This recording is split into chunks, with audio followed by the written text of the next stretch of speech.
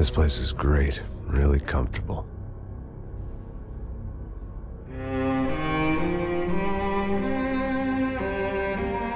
I'm just gonna get settled in.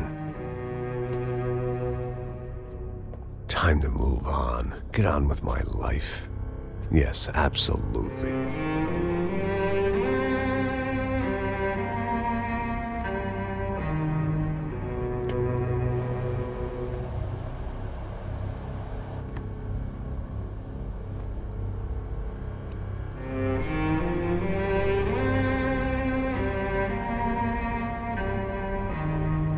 Now, like I said, it was a long time ago. Let it go. Seriously.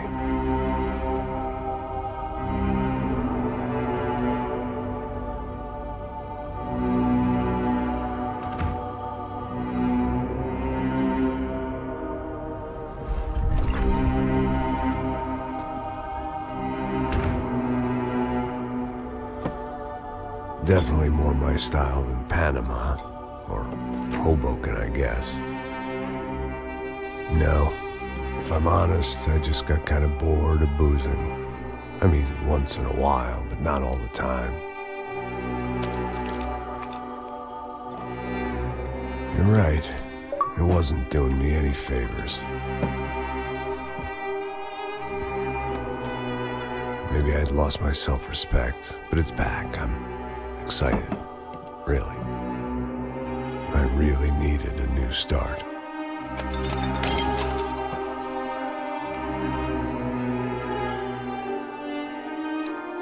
I think you're right. I think I am gonna like it here. It certainly ain't New Jersey.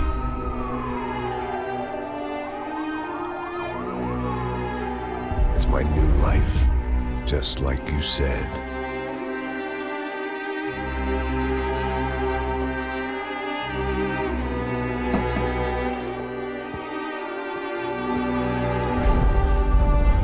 Listen, if you think I can still do a job, what have I got to lose?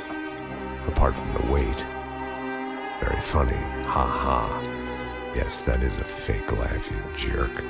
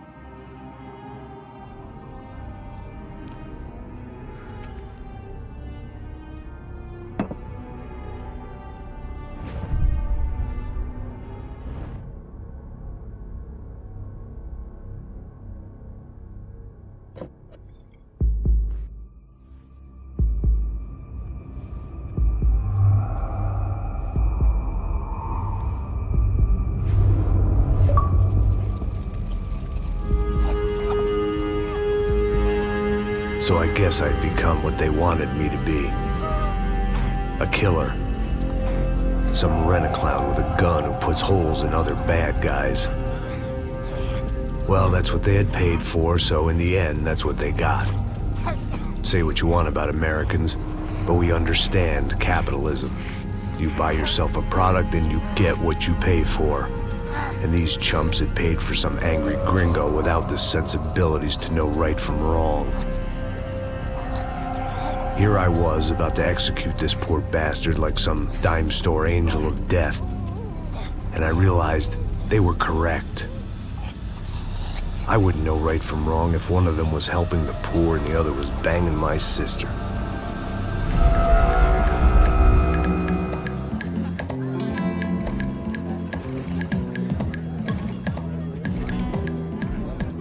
I'd arrived in Sao Paulo a few weeks before.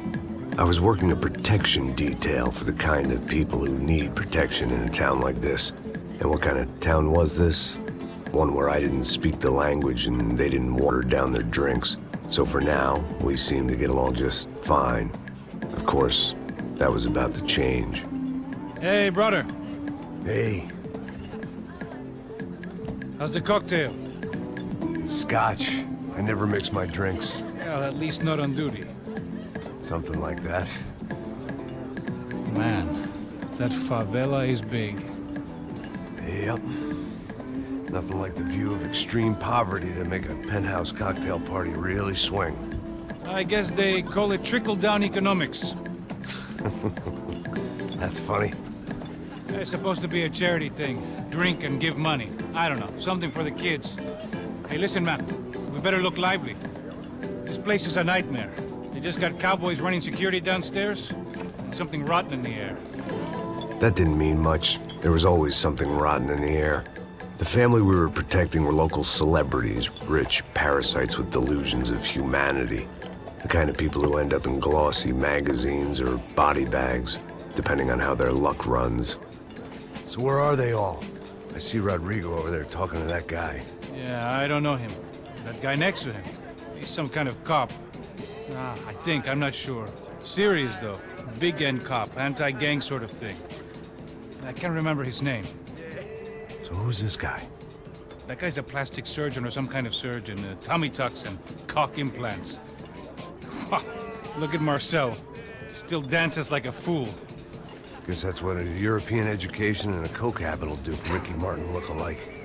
That's very funny, Max. Oh, excuse me.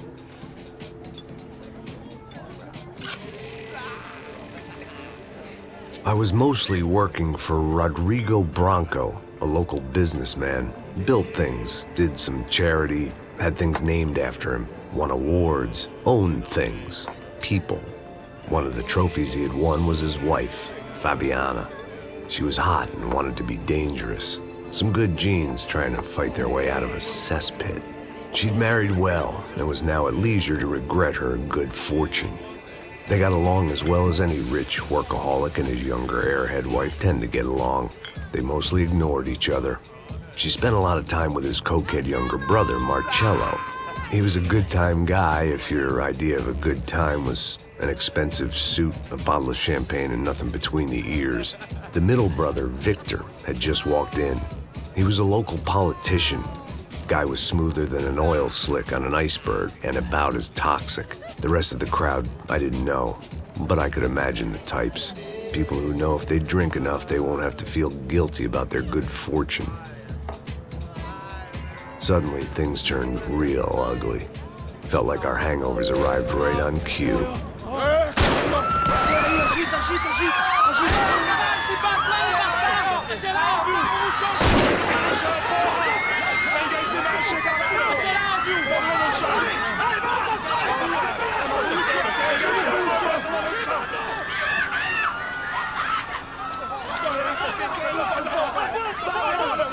Passos! What the hell was that? I don't know what the fuck that was. Let's go. Things had gone from fine to fucked up in about a second, and now there were two idiots at the wheel. Clear. Got this floor? Sure. All right, look after yourself, bro. Stay safe. It wasn't my own safety I was concerned about, trophy wife or not. I'd said I would protect the girl. I hoped I hadn't lost my edge, along with everything else.